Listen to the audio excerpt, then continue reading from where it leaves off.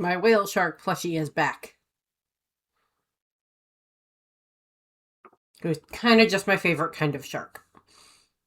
And I would love to see one in real life. I may have mentioned that before. Said I would love to see one of these in real life, not in captivity, but in real life. Go over there. Do not bite things.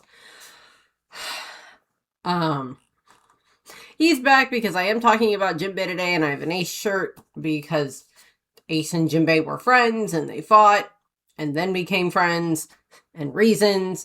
And the cover page series this time around is about Jinbe. It is the solo journey of Jinbe, Knight of the Sea. Yeah. So this is kind of a shorter one. It ran from 751 to 785, and it had, I believe, 28 installments, so it's not a very long series. I don't think it's the shortest. Well, it might be the shortest, but it's one of the shortest, if not the shortest. And, it's just essentially about Jinbe's journey from, I mentioned Jinbe in the one about Caribou because Jinbe, captures Caribou, puts him in the barrel, and then takes him up and chucks him up to G5.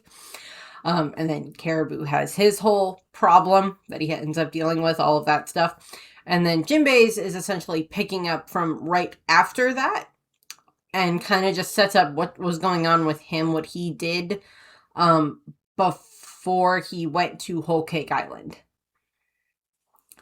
And, headed off to, Whole Cake Island and, Totland and all of that stuff. And kind of what happened there. Summary is it's just Jinbe's little underwater adventure, where he eventually ends up, having to help this, sea kitten find its home, and stuff is going on, and there's ruins being chucked up out of the water, and he finds Waratsume, and then, eventually he ends up, calming things down because Jinbe is actually a very good diplomat, in all honesty. And then also Jinbe is just a good guy, and deals with a bunch of that stuff, and then heads off to Whole Cake Island. So, longer summary. So, 1, back to my friends. So this is after Jinbe has chucked Caribou up to G5. He's back on his little bubble boat thing as it sails around. And he is going off toward Totland. So he's making his way back toward Totland. Assumedly we never see it, but assumedly he has probably a Beaver card to lead him back to, Aladdin and the rest of the Sun Pirates that are at, Totland right now. Because, of course, Jinbe had made the deal with Big Mom to become her subordinate in order to protect, Fishman Island and everything, because they didn't have the protection of Whitebeard anymore. And then, of course, Aladdin married Praline, and I have a whole video where I discussed them because I love them. They're such an adorable couple. So Jinbe is now on his way back to Whole Cake Island, back toward Totland, in order to go see his crew and probably to tell them some of the stuff of what happened. And we see a bunch of the fish around the area. The fish and sea turtles and all of that stuff are just kind of very happy to see Jinbe, because who wouldn't be happy to see Jinbe? Jinbe is awesome. So we have that. Let's see. We move through, and essentially we just get, the next chapter is, one moment. My computer is being slow. I apologize. So then we have 2, the Lost to Sea Kitten. Are you a sea puppy? He's like, yes, I'm a sea puppy and pet puppy. So pet puppy now, Mom. Yes, you're a very good baby. Yes, you are. You're my good boy. Have a kiss. Would you like Jinbe? I think you would like Jinbe. Maybe you have to get over how big he is, but I think you'd like Jinbe. I don't know, what's a Jinbe? So Jinbe kind of stumbles upon, in his travels, he stumbles upon this little lost sea kitten. Now, we've seen the sea neckos before, the umi neckos or whatever they're called, and they're very important to Alabasta. And this is just a little sea kitten, because we know there's all of the sea beasts, and sea cats are kind of one of them. So we have the sea kitten here. And it goes through, and then we move into, it's like, I'm lost, can you help me? It's just so cute. Of course, Jinbe can understand the sea beasts and whatnot.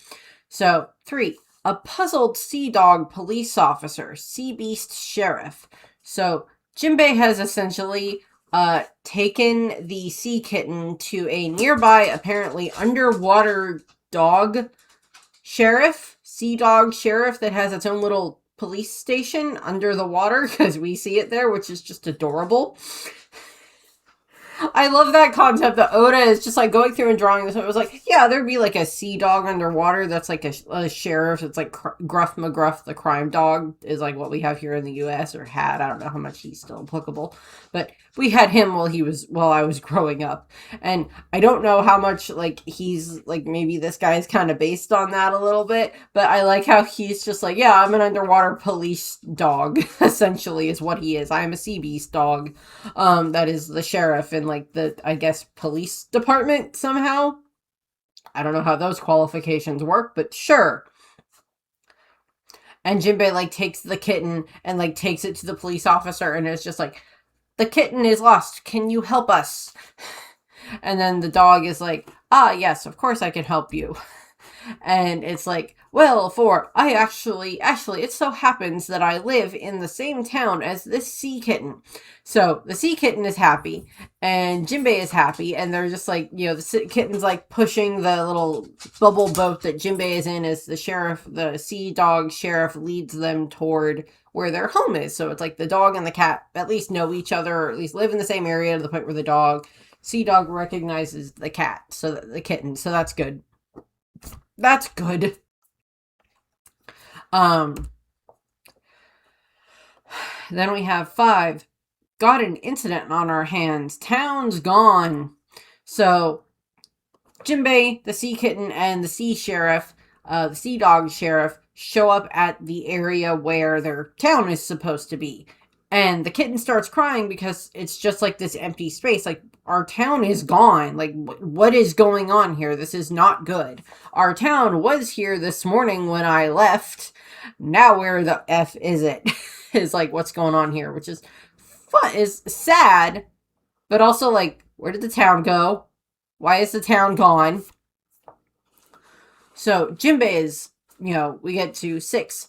Miraculously, the constable's house alone is discovered. The mystery deepens, and the sea kitten cries. So Jinbe is like, wonder what happened here. This is definitely not normal.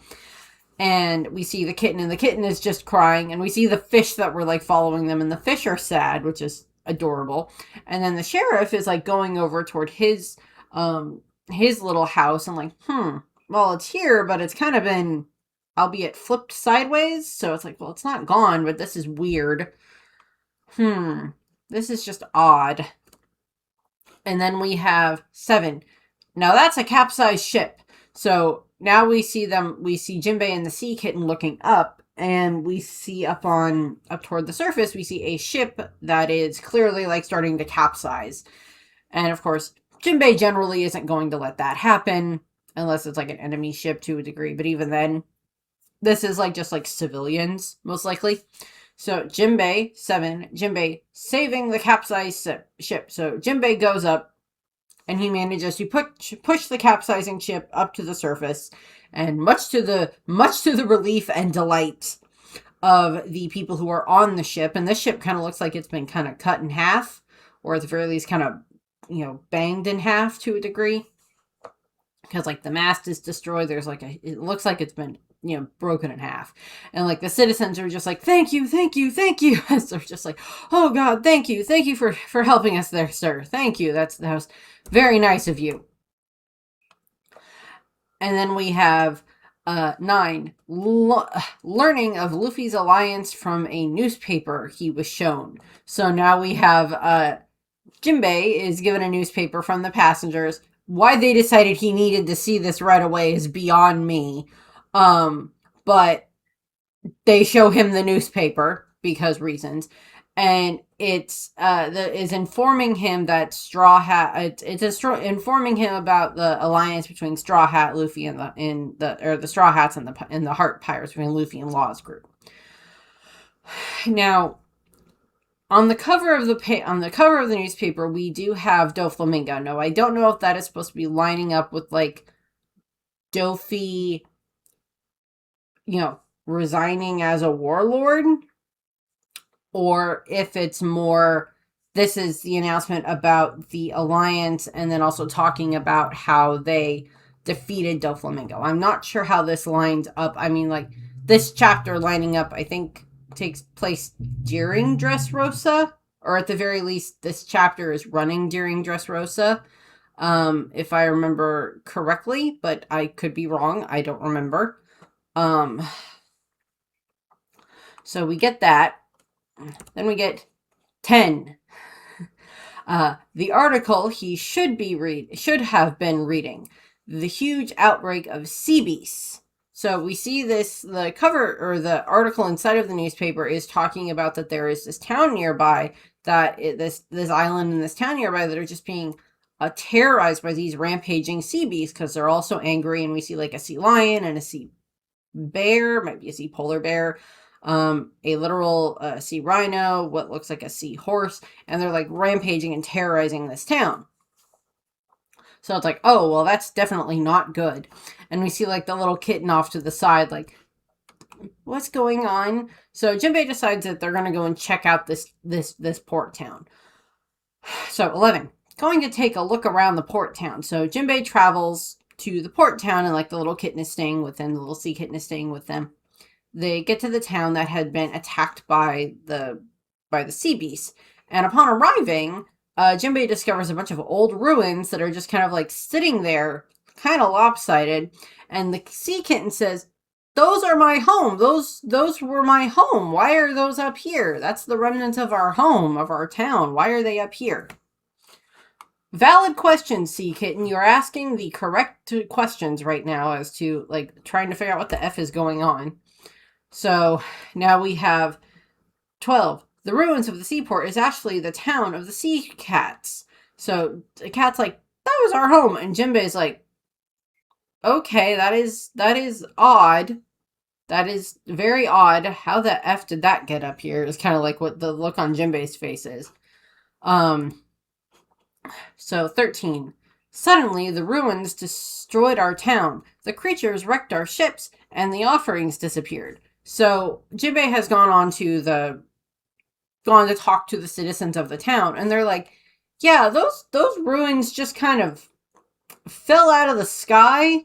We don't know where they came from. They just kind of fell out of the sky.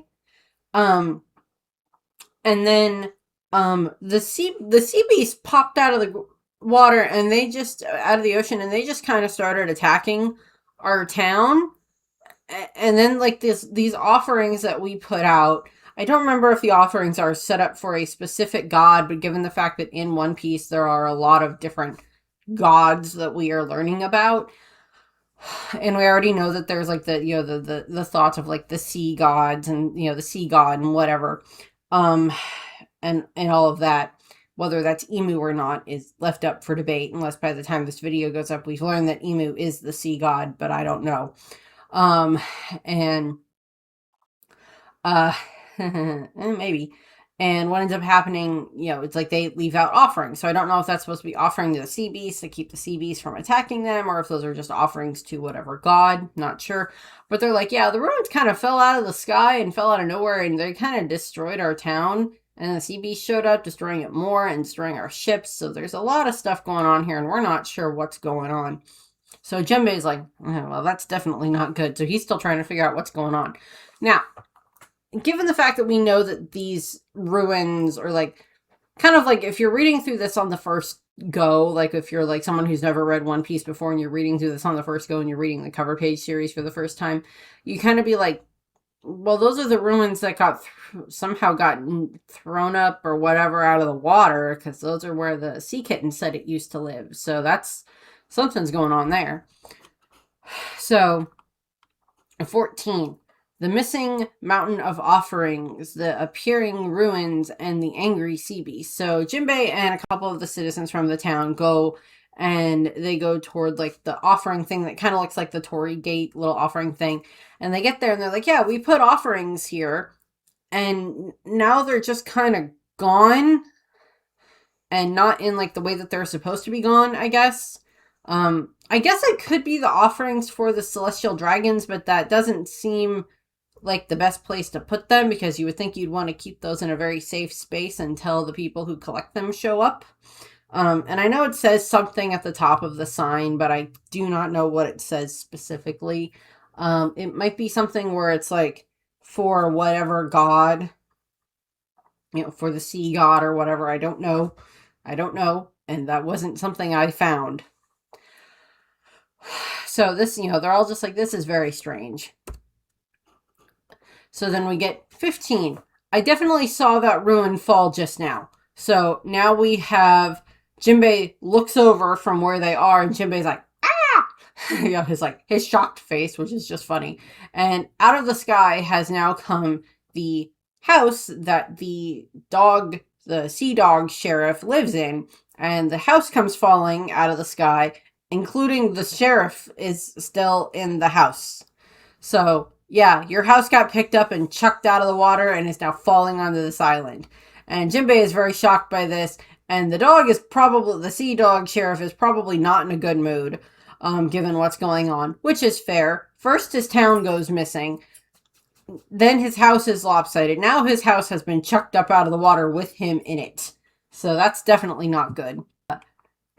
16.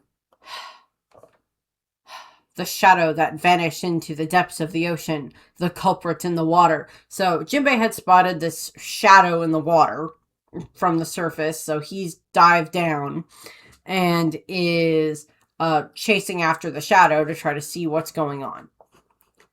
So he's giving chase to the shadow. Then we get to 17. Found it. The massive offerings. So Jinbe has followed the shadow and he has found these barrels, which look very similar to the barrels that Moria would put out as like bait for anybody who got into the Florian Triangle. So that way he could use them as ways to like, a ship found these. They opened them. It set off the fireworks. We're going to follow the fireworks and get us,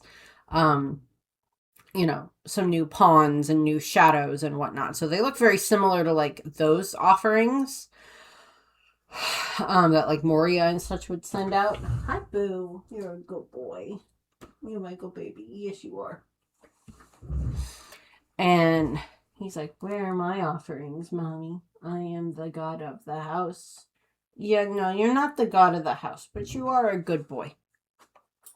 He's like, fine, I'll be a baby.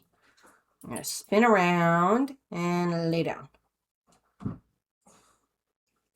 Yeah, I know, you're a good boy. So, Jinbe has found these offerings on the floor, on the sea floor, and he recognizes who it is that has been taking these offerings and is causing all of these problems. And we kind of see like the giant part of the outline of this creature. I mean, it's confirmed in this bit, but, moving on to the next one. 18. Meeting the Umibozu sea god Waratsume. No thanks necessary. So, for a bit of frame of reference, Waratsume is the giant, I believe he is a puffer fishman. And he is the largest confirmed fishman. Like, he is just so massive. Like, he is even way bigger than Shirahoshi for how big he is. And then he gets even bigger when he puffs himself up. He was kind of a member of, like, Vanderdecken's crew, and then, like, kind of dealt with, like, the new Fishman pirates under Hody. He got kicked out of Fishman Island because after all of the battle that happened in the plaza and everything else like that, with Waratsume helping them, because they didn't have any prisons in Fishman Island that would have been big enough to hold Waratsume, Tsurume, who is the giant kraken, had grabbed Waratsume and swam away with him to like just haul him somewhere else and left him there because he's like in exile. And so that's just kind of like a slight sum up of who Waratsume is for what you need to know for this. So Waratsume is like, yeah, no, it's fine. He found the offerings that the people left for the sea beasts and helped himself to them, is what he did. So yeah, that's a great idea there, Watatsume.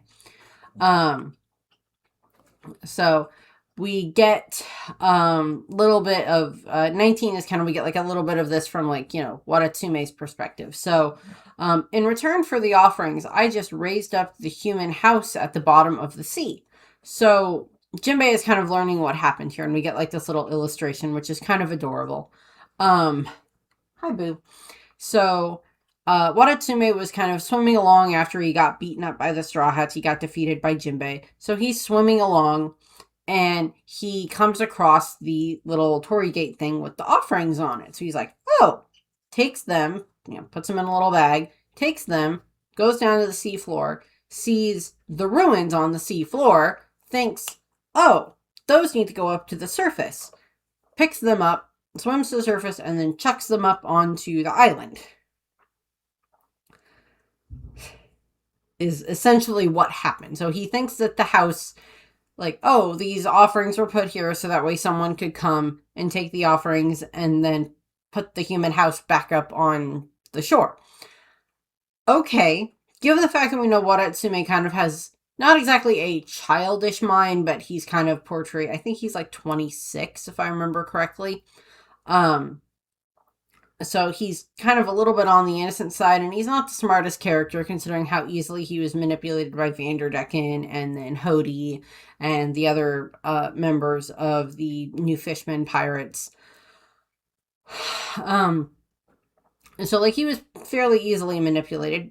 And the thing is like right here is like this is kind of coming from like a good spot. Like it's coming from like, oh, he kind of wanted to help, and he kind of wants to make up for the fact that, he got defeated, and he's, he caused a lot of problems for Fishman Island for what he did, and he can't go home again, so he's kind of upset about that. So he decides he kind of wants to help. So there's a little bit of like, okay, you get points for that, Watatsume. Maybe should have asked questions first as to who the offerings were for and whether or not the people on the island need and or want the ruins, and if anybody else is living in the ruins. So maybe should have acted through that. So then we have 20. Jinbe gives the sea god a scolding. So Jinbe just like scolds Watatsume for all of this, for like, okay, you were very careless in all of this. You should have, blah, blah, blah, blah, blah. You was clearly coming from a good place, but you were very careless in how you did all of this, and now like people got hurt and stuff got destroyed, so that's not good. So yeah, that's kind of what happened. So 21. The Sea Beast misunderstandings. So the Sea Beast, now we're getting it from like the Sea Beast perspective, and Jinbe has gone to talk to the Sea Beast. So it reveals that like, oh, the Sea Beasts were sleeping, and then they woke up and their ruins, their homes were gone. So they go up to the surface and they see that the ruins are now on the beach, on the shore. And they're like, the humans stole our home. So that's why they started to attack. And they just, attacked a bunch of the ships and everything like that. So they're still very angry about that. So we see like, like the ones that I mentioned before, the sea lion, the sea rhino, the sea polar bear, and there's like a sea pig in there as well, and a sea gorilla, and a sea sheep, and a full-grown sea cat. So we see a bunch of them. And it's like, so this is why it all started. Okay, yeah, no, they're still very angry, which is fair. But, now we're getting like okay, this is what happened. This is what happened from your perspective. This is what happened with Watatsume. This is what happened here. This is what happened here. Okay. 22. The apologies for the chaos, reconciliations, and reunions. So Watatsume and the Sea Beasts all go up to the surface and are talking to the citizens of the town.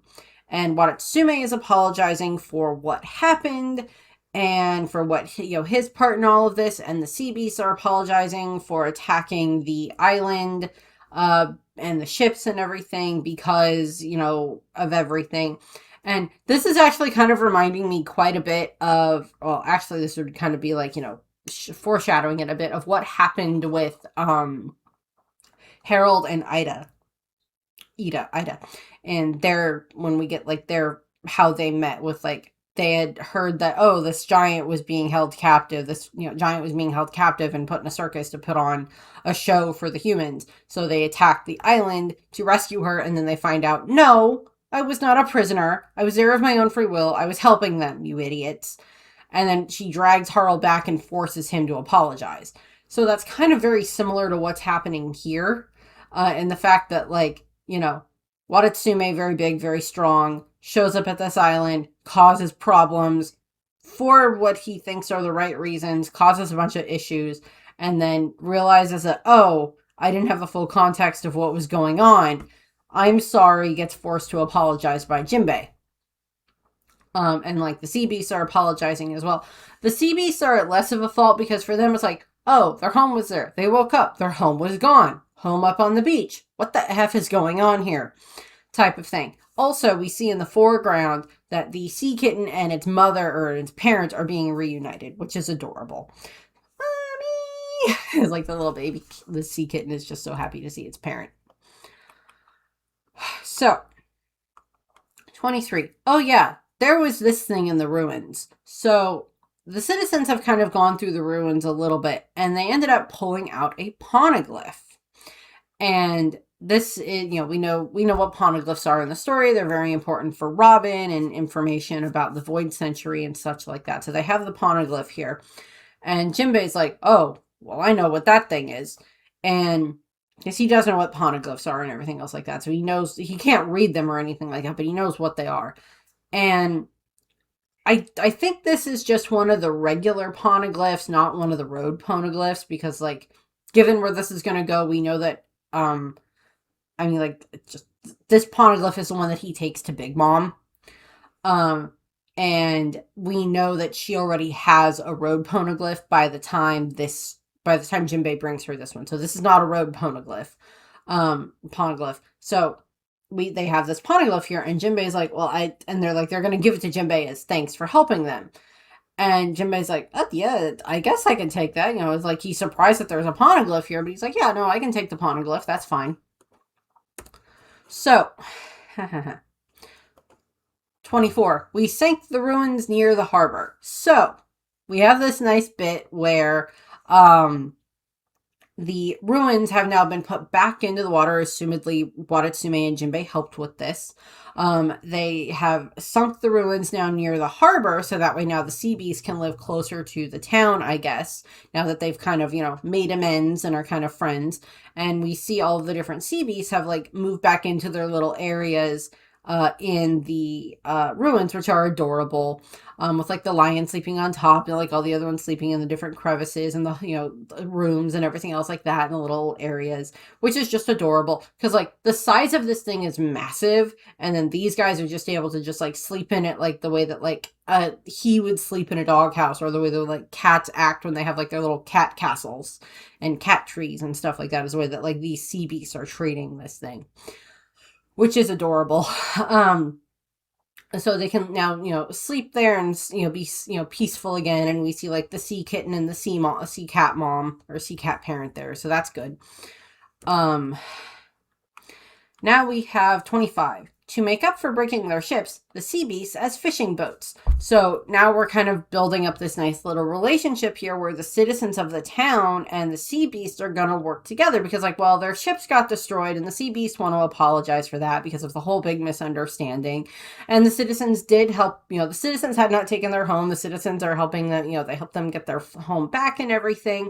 And so now the sea beasts are allowing the humans to ride on top of their backs as their fishing vessels, so that way the sea beasts can like swim around and the humans can like fish off the side of them, I guess, until they can rebuild their boats. Or maybe this will just become the new way that this island does their fishing, which would be very adorable. And we see like the little sea kitten and one of the ladies from the town are like, kind of making friends with each other. So that's very cute. And I like the little boats that they've put on the back of the, on the sea beast. That's very adorable. For like the citizens to like, sit on or use while they're doing that. And also, since the sea beasts kind of are able to navigate the sea, they would be able to, be a bit bit more easily directed than a boat to a degree. Sea beasts just have to remember, don't dive under the water while you have the human things on your back. So we're having like this nice little, like this cooperation here between the land and the sea, between, the humans and the sea beasts, being kind of instigated a bit by Jinbe, who's helping with making sure that, stuff is being translated. Assumedly, there's going to be some type of a deal here where, like, the animal, the sea beasts can live in the ruins. Of course, that's not a problem. And if they help with the fishing and everything else like that, then they can keep some of the fish type of thing as, payment. So we have that. Then we have 26. For now, a banquet. So essentially the problems have been solved. The sea beasts all have their home back. And Watsume has apologized. The citizens have a way to fish now, so they don't have to worry about their boats for at least a little while they rebuild them. And now the townsfolk that night are just hosting like this nice great banquet with Watsume and the sea beasts and Jinbe and everything in attendance. So we're having like this nice little thing where it's just like, kind of the way that things always end in like a lot of the Straw Hat arcs, where they have like the big feast at the end of everything to a degree. So we have that going on here. So now we cut to the following day, and it's, I want to accompany you, and it's Watsume asking Jinbe if he could come with him on his journey, because Watsume really doesn't have anywhere else to go. I guess he could technically stay here. He's made amends with the townsfolk, and he could, work with them and the sea beasts and everything, but he kind of wants to go with Jinbe. Because, Jinbe is a really cool guy, no argument here, and Jinbe is kind of like contemplating it, and so that's 27. Now we have the last one, 28, the final chapter, with a new kimono and survivors and souvenirs, excuse me. So it's time to set sail. So Jinbe agrees for Watsume to join him, and he's got like some souvenirs, and we see the poneglyph wrapped up on top of Watsume's head, which makes it a much easier thing to have to carry around, because Watsume can just put it on its head, and it's easy enough for him to carry around. To be fair, Jinbe can move the poneglyphs. I think he's strong enough, definitely strong enough he can move the poneglyphs. Zoro would probably be strong enough he can move the poneglyphs, given how much he works out. But this just makes it much easier. And Jinbe, he's got the new kimono, which is the same kimono that we see him in at the beginning of, I think that we see him wear pretty much for all of Whole Cake Island. The white, or the yellow kimono, so, Jinbe has that. And so they're setting sail, and they've got the poneglyph, and they've got some of the other souvenirs and everything, and they're, the two of them set sail, saying goodbye to the townsfolk and the sea beasts that are now hopefully going to live, hopefully in a fair amount of harmony for a while. So we have that, and that's where this one ends. But I did want to point out a few things. So the aftermath for this, because I always kind of point out where like this kind of lines up for the rest of the story. This is, of course, Jinbe is on his way to, to go convene with Big Mom again and go see the rest of the Sun Pirates and everything. And Jinbe, of course, Watsume is now joining the Sun Pirates. And, he's gonna, they're gonna get to Whole Cake Island, and he's gonna give Big Mom the poneglyph, which will make her very happy. Maybe give her some of the souvenirs if there's any interesting food. If not, he'll just take the souvenirs for him and the other Sun Pirates. So he's making his way there for that. The other thing that is getting foreshadowed here that we now know about is the fact that there are ruins on the sea floor. And given what we saw, or what we learned about with Vegapunk's message, is that, yes, the sea level has been rising so much over the past, 800 years, has risen multiple times over the last 800 years. And that means that there are lots of places that have now been turned into ruins that were once on, what is now the bottom of the ocean, or parts of the bottom of the ocean, were once, what was on land. And that's very similar to like stuff that's here in our world now. There are multiple areas that are, because of, like glacial melt, and because, back during certain parts of the Ice Age and other things like that, before, all the ice melted, that there were certain areas, there's like whole sections of Europe that used to be, that are now underwater, that used to be just like, big, grassy fieldland steppe areas. And like had, that people live there. And then because of, the waters coming in, people had to move. and they moved, further inland and onto the higher ground and everything else like that. There's multiple areas like that all over the world, not just in Europe, but in other areas of the world that has just like changed over the course of, tens of thousands of years, just because of, glaciers melting and refreezing and different things like that. So that kind of stuff happens in our world as well. There's been multiple areas that have been found that was like, oh, these are underwater areas because just of how like the sea level has risen. And there's gonna end up being areas in the future in our own world that are islands that are gonna end up being submerged in like 20, 30 years because of because of global warming. Stupid coughing attack right at the end. Sorry. And we know that there are islands in our world and coastlines in our world that are slowly being eroded away and being covered by the rising sea levels because of glacial melt, because of climate change and global warming and all of that stuff. So that's very much like a representation of that. But all of these, to be fair, in One Piece, it is very deliberately being done by Emu and the Gorosei and everything to like raise the sea levels and essentially try to like drown out and wipe out anybody who's not on the red line, I guess. But the fact that there are the ruins there at all means that parts of this area once had, a different civilization there that has now been wiped out. Now, whether that would have been something that got wiped out during the Void Century or subsequently after the Void Century, or these ruins are even far older than that, like, First Age or Second Age, is quite possible, but we don't know. And unless Jinbe brought Robin down there to like look over everything or something, I don't think we would be able to get like a full-on explanation as to how old these ruins were. But they look pretty old, and of course we know that there are ruins on the seafloor in One Piece now and everything. So there's that. I think that's about it for this one. Again, it's not a very long one, but it does have a few things that like line up, and then like the fact that there are the ruins on the ground, on the seafloor, stuff like that are kind of interesting. So it's like, again, this would be something Robin would definitely be interested in studying, but it's also the home of the sea beasts now, and Robin, I don't think she would want to try to make the sea beasts have to leave their home, even if she did want to study it. Or at the very least, she'd like make some type of a deal with them of like, can we bring it up to the surface for a few hours? I can look it over and I'll have all of this like certain type of like fish payment or something like that for you. Would that be okay?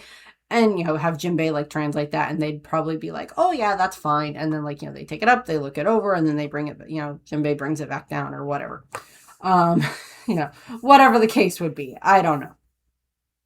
But again, it's like, are these, how old are these ruins? I don't think we're ever going to find that out. But although I wouldn't put it past Oda if whenever we get like flashbacks of either the Void Century or the First or the Second Age, if we end up seeing these ruins again, if like someone's gonna go looking through, like when we get to that stuff and there's just like big scenes of like a bunch of different places that look like pristine, temples and, homes and whatever. And then maybe someone's gonna be like, hey, wait a second.